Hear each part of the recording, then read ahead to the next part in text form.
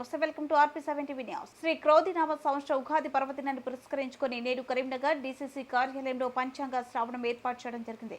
ఈ కార్యక్రమంలో కాంగ్రెస్ పార్టీ నాయకులు వైద్యులు అంజన్ కుమార్, ఆకారపు భాస్కర్ రెడ్డి, మల్లికార్జున, రాజేందర్, కుంభాల రాజ్ కుమార్ తదితరులు పాల్గొన్నారు. చోరభయం ఎక్కువగా ఉంటుంది.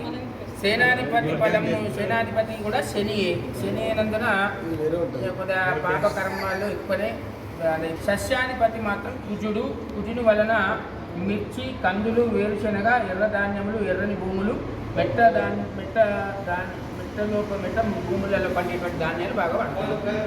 మెట్ట పంటలు పండుతాయి.